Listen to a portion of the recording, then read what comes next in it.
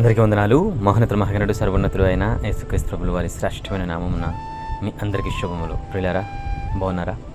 దేవుని యొక్క కృపను బట్టి, దేవుడు మనకిచ్చిన మరి కొత్త రోజును బట్టి దేవునికి మహిమ చెల్లిస్తూ ఉన్నాను.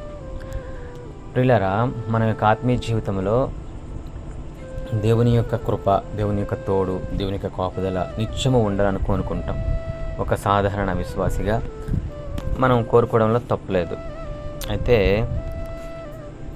దేవుని యొక్క కాపుదల ఉండాలి, దేవుని యొక్క ప్రణాళికలో నేనుండాలి, దేవుని యొక్క ఉద్దేశం నాడలు నెరవేర్చబడాలి అనేసి అంటే మొదట ఆయనకు లోబడేవారిగా, ఆయన చెప్పింది వినేవారిగా, ఆయన కొరకు కనిపెట్టుకునేవారిగా, ముఖ్యంగా ఆయన నాకు ఏదైనా నేర్పిస్తున్నాడా, ఆయన నాకు ఏదైనా చెప్పాలనుకుంటున్నాడా, ఆయన నేను ఇంకా గ్రహించాలని నన్ను ఈ గుండా అంటే ఈ మార్గము గుండా నన్ను నడిపిస్తున్నాడా అనే ఆలోచన, వివేచన మనలో ఉండాలి.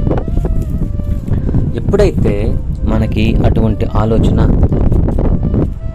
వివేచన కలిగి ఉంటామో అప్పుడు మన హృదయం తెరవబడుతుంది, మన కన్నులు తెరవబడతాయి, గ్రహింపలేని గొప్ప సంగతులు మన హృదయానికి అర్థమవుతాయి. ప్రియులరా, యాకోబు విషయంలో చూసుకున్నట్లయితే ఆదికాండము 28వ అధ్యాయము 15 నుంచి 17 వరకు, ఇదిగో నేను నీకు తోడైయుండి నీవు వెళ్ళు ప్రతి స్థలమందు నిన్ను కాపాడుచు ఈ దేశమునకు నిన్ను మరలా రప్పించదను, నేను నీతో చెప్పినది నెరవేర్చు వరకు నిన్ను విడువనని చెప్పగా, యాకోబు నిద్ర తెలిసి నిశ్చయముగా యెహోవా ఈ స్థలమందున్నాడు, అది నాకు తెలియకపోయిననుకొని భయపడి, ఈ స్థలము ఎంతో భయంకరం. సాధారణంగా భయపడతాం దేనికి? అంధకార సంబంధమైన వాటికి మనం భయపడతాం. కానీ భయపడాల్సింది ఎవరికి? దేవునికి. అంటే కంప్లీట్గా దేవుని యొక్క ఆలోచన నుంచి వేరైపోయాము, దేవుని యొక్క సిద్ధాంతాల నుంచి వేరైపోయాము, దేవుని యొక్క ఉద్దేశాల నుంచి వేరైపోయాము. అసలు మన భక్తి రోజు రోజుకి ఎదగాల్సింది పోయి దిగజారిపోయి లోకములో కలిసిపోయి లోకానుసారమైన భక్తి చేస్తూ దేవుణ్ణి గాయపరుస్తున్నామేమో ప్రియులరా. ఇక్కడ ఆదికాండములో యాకోబుకి దేవుడు చెప్తున్న మాట ఏంటండి? ఇదిగో నేను నీకు తోడయ్యుండి. అంటే అప్పటి వరకు యాకోబు ఏమైనా దేవుని కోసం చేశాడా అంటే ఏం చేయలా, తను యథార్థంగా ఉన్నాడంతే, దేవుని కోసం ఏమీ చేయలా. కానీ దేవుడు ఎవరికి ఇచ్చాడు వాగ్దానము?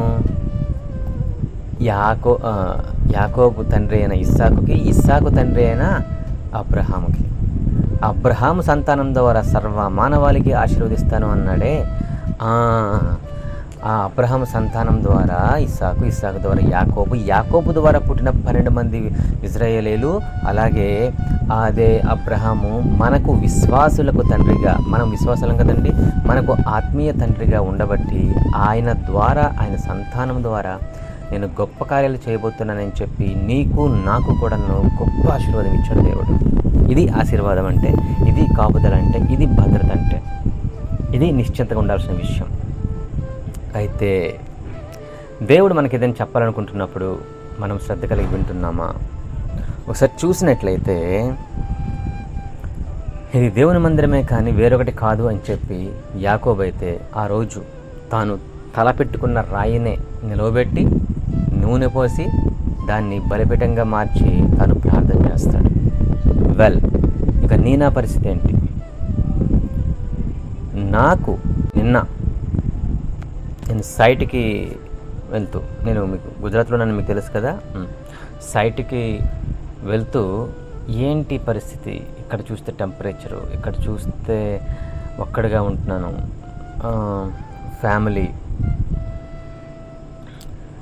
ఫ్యామిలీకి దూరంగా అనే ఒక డిసప్పాయింట్తో, ఒక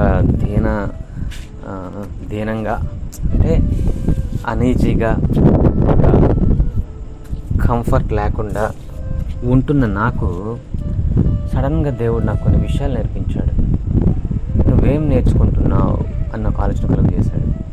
అంటే నేను చేస్తున్న పనికి నాకు చాలా ఓపిక కావాలి అని తెలిసింది. అంటే నాకు ఓపిక నేర్పించడానికి ఇక్కడ తీసుకొచ్చాడని అర్థమైంది. ఇంకొకటి, ప్రతి చిన్నదానికి కూడాను నేను కోపపడతాను. చూడడానికి కోపం పడేలా ఉండదు నా ఫేసు, కానీ నాకు చాలా కోపం. కానీ ప్రియులారా, కోపం నేను గర్వంగా చెప్పట్లేదండి. కోపము దేవుని నెరవేర్చదు. కోపము మన బలహీనతగా మారిపోతుంది. కోపము మనకు మనశ్శాంతి లేకుండా చేస్తుంది. మనం పొందుకోవాల్సినవి మనకు దూరం చేస్తుంది. కోపం చాలా ప్రమాదకరం. కోపము నరకాన్ని తీసుకెళ్ళిపోతుంది. ప్రియులారా, కోపం ఉండకూడదు మనకి స్వామి. ఇక్కడ జరుగుతున్న పనులకు కానీ, ఇక్కడ ఎదుర్కొంటున్న సిచ్యువేషన్కి కానీ, ఎవరి విషయంలో కూడాను, ఎవరి మీద కూడాను, ముఖ్యంగా నాకు కూడాను కోపం రాకూడదు అనే విషయం నాకు అర్థమైంది. కోపగించుకోకూడదు అని అర్థమైంది. మొదటిది ఓపిక కావాలి, రెండవది కోపగించుకోకూడదు, మూడవది కుటుంబాన్ని నేను అంతగా ప్రేమించలేదు, వాళ్ళతో అంతగా టైం స్పెండ్ చేయలేదు, వాళ్ళని అంతగా ఎక్కువగా నేను అంత ఇంపార్టెన్స్ ఇవ్వలేదు నిజం చెప్పాలంటే. ఒకవైపు మినిస్ట్రీ, ఒకవైపు జాబు, ఒకవైపు కొన్ని బర్డెన్స్, ఒక పీస్ ఉండేది కాదనమాట. సో బహుశా నేను ఎక్కువగా పిల్లలతో కూడా స్పెండ్ చేసేవాడిని కాదు. వాళ్ళ ఫొటోస్ చూస్తూ మెమరీస్ గుర్తు చేసుకుంటూ అనిపిస్తూ ఉంది చాలా మిస్ అవుతున్నానని చెప్పేసి. ఫస్ట్ టైం కొన్ని సందర్భాల్లో నాకు కళ్ళను నీరు తిరిగాయి కూడా. ప్రియ సహోదరి సహోదరులారా, అంటే నేను దేవుడు పెళ్ళి చేసుకునే అవకాశం ఇచ్చిన తర్వాత, పెళ్ళి జరిగిన తర్వాత కుటుంబానికి ప్రాధాన్యత ఇవ్వాలి. అది వాక్యానుసారం. అది ఆ విషయంలో నేను వెనకబడ్డాను కాబట్టి నేర్పించాడు దేవుడు, నేర్పిస్తూ ఉన్నాడు.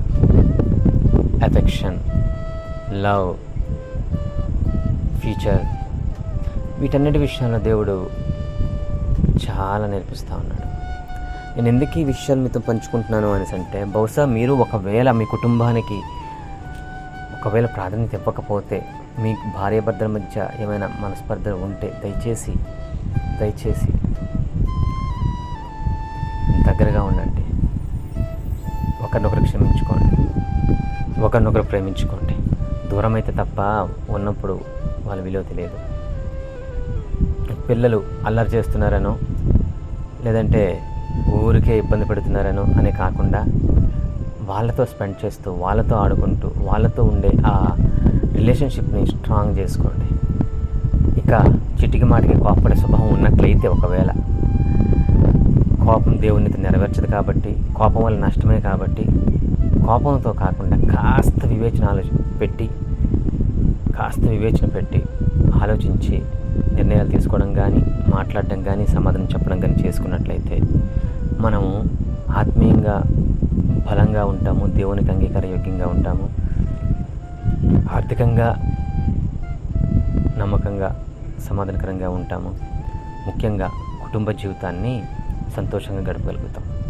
ప్రియ సహోదరి సహోదరులారా, ఒకవేళ నాకు పెళ్లి కాలేదే అని మీరు అనుకుంటే, తల్లిదండ్రులకు మీరు ఎంత క్లోజ్గా ఉంటున్నారు, ఎంత సహకారులుగా ఉంటున్నారు, ఎంత వారికి సంతోషింపజేసేలా మీరు ఉంటున్నారు. ఒకవేళ మీరు దూరంగా ఉంటే కనీసం మాట ద్వారానైనా అప్పుడప్పుడు వెళ్ళైనా సరే పలకరించేవారిగా ఉంటున్నారా? వారి ఎడల మీ యొక్క బాధ్యత నెరవేరుస్తున్నారా? వారి అవసరాలు తెలుసుకుంటున్నారా? వారి యొక్క ఆరోగ్య పరిస్థితులు తెలుసుకుంటున్నారా? ప్రియ సహోదరి సహోదరులారా, తల్లిదండ్రులకు మనం చూడకపోతే శాపాలు వస్తాయని బైబిల్ చెప్తా ఉంది. లోయ కాకులు పీక్కు తినడం అని చెప్తా ఉంది. కాబట్టి దేవుని యొక్క లేఖనానుసారంగా జీవించాల్సిన వారిముగా, ఆయన యందు విశ్వాసం కలిగిన వారుగా, ఆయన బిడ్డలుగా ఇంకా మనం ఉన్నత స్థానం నిలబడడానికి, ఉన్నతంగా జీవించడానికి మొదటిగా కోపాన్ని విడిచిపెడదాం.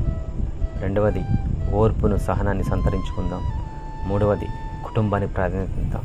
తద్వారా దేవుడు మరింతగా మనల్ని బలపరిచి స్థిరపరిచి నడిపించునుగాక. ఆమె ప్రార్థన చేసుకుందామా?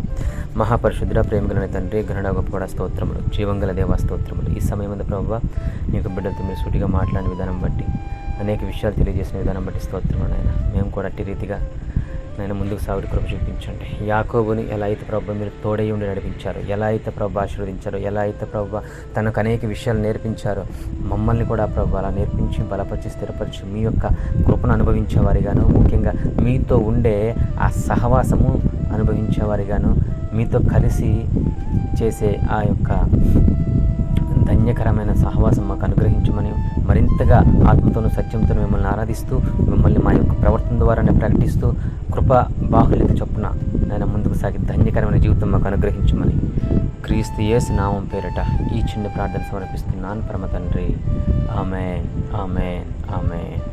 యేసు నామమందు ఆమేన్. అందరికీ వందనాలు. May God bless you. Have a blessed day. Thank you.